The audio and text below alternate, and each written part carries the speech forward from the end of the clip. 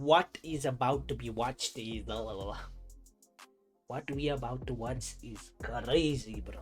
5 mothers who took a revenge on child predators, bro.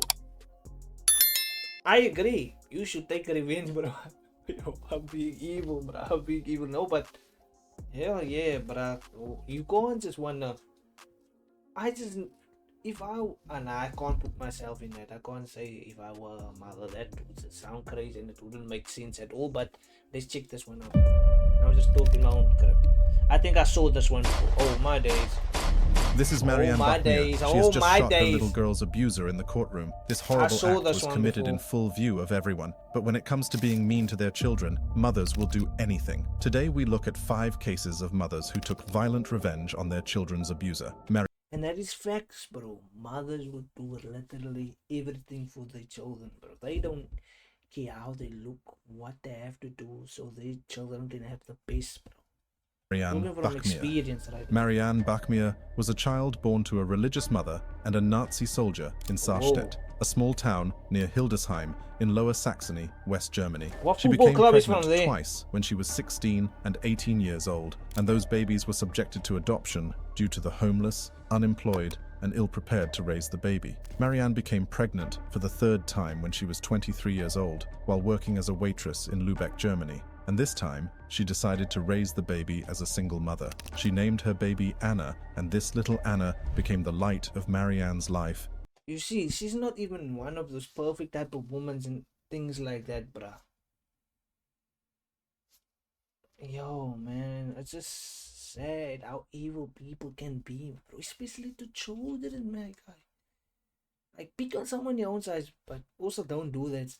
That is, yo, man. Instantly.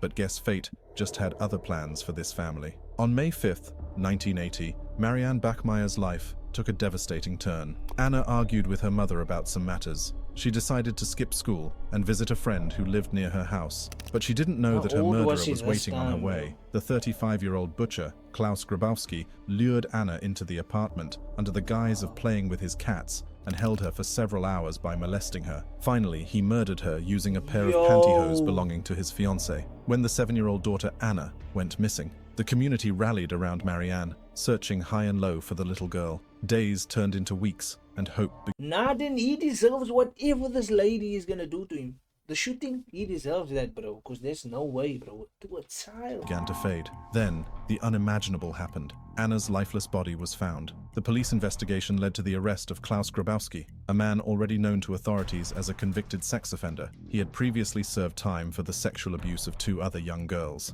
Grabowski was taken into... Wait a minute, you already spent time for other cases involving sexual things, bro. Then how the hell is he outside if he has already done stuff like that before? I blame the people that let him out, bro.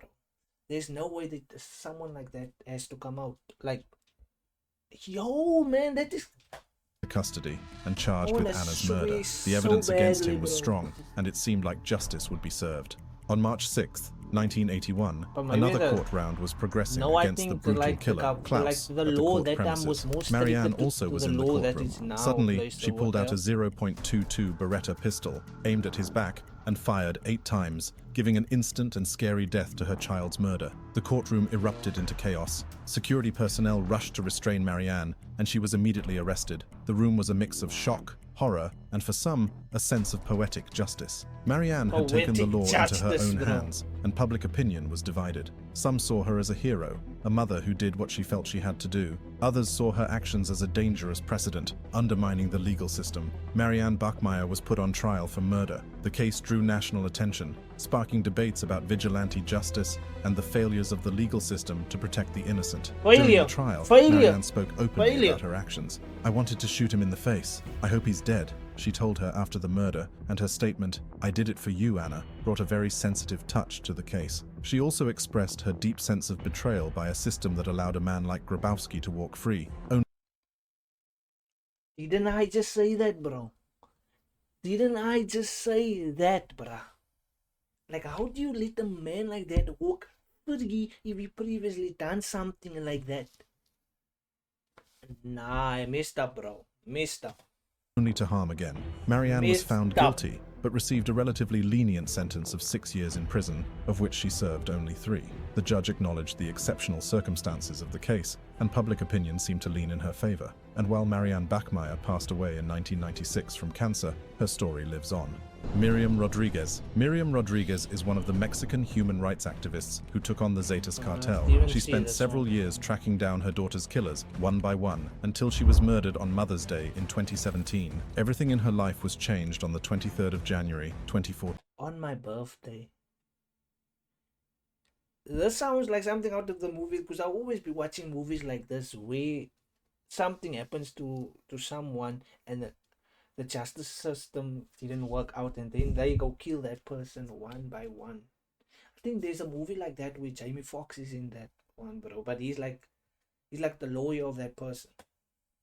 Miriam's 20-year-old daughter, Karen Alejandra Salinas Rodriguez, was kidnapped at the San Francisco by the members of the Zetas cartel, who were known to kidnap people and use their ransoms to fund cartel operations. Now, Mrs. Rodriguez talked to the kidnappers on the phone, begging them to let Karen go while their walkie-talkie made random noises. They said they didn't have her daughter, but would help look for her if she paid $2,000. Mrs. Rodriguez paid him. A week later, he stopped picking up the phone. Other people called, saying they had kidnapped Karen and needed $500 more. The family didn't think it would bring Karen back, but they sent the money anyway. Each time they paid, Mrs. Rodriguez felt a little hope, but every time they couldn't get Karen back, she became more and more sad. Obtaining... How do you... Oh my days. That's complete. You can understand why the person, she had to pay all that money, bro. For someone, to bring someone back that you love, bro. I would do that because there's no money in the world that can replace a life. Some information, Rodriguez found that her daughter, Karen, was killed. The local authorities were of little help, their efforts hampered by corruption and fear of the drug cartels that plagued the region. However, Mariam would not rest until hunting Karen's kidnappers.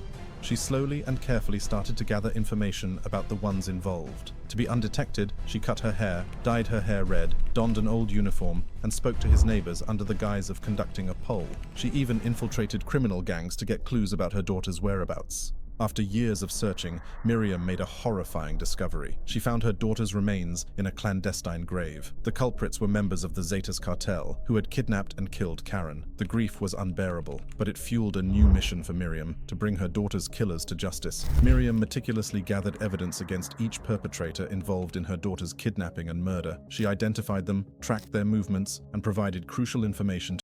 He did a better job than the detectives, the police, the whole law system in Mexico, bro. A civilian. You see, she wasn't scared of that people. The people that is in charge of the law system, they is scared of the cartels and the places like that, people like that.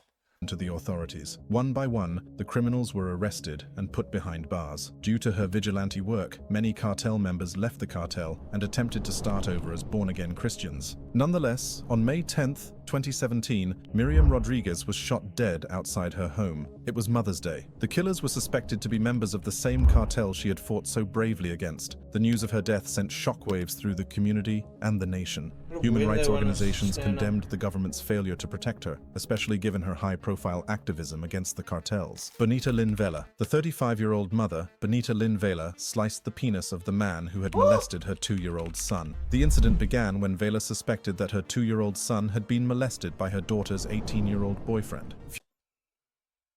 You're doing the right thing. Cut that thing, boy. Fueled by rage, Vela decided to confront the young man and instructed her daughter to invite him to the family's trailer in December 2013. The man arrived at around 3 a.m. and soon Vela got to work. She held him captive and injured him for 3.5 hours. The young man repeatedly denied the molestation accusations, but the mother took a box cutter and cut the young man's penis. Vela was charged and ultimately pleaded guilty to battery and criminal confinement. Surprisingly, she managed to avoid jail time. A Johnson County judge did not sentence her to prison, leaving many to question the justice system's handling of the case. Wait a minute. Question the justice system for what, bro? For what? The incident, however, left the families involved in a state of turmoil. The young man had to deal with physical and emotional scars, while Vela had to live with the consequences of her actions. Her family, especially her daughter and young son, were caught in the crossfire of this disturbing event. Sarah Sands. Sarah Sands was a woman... Wait, man. He did do it, right?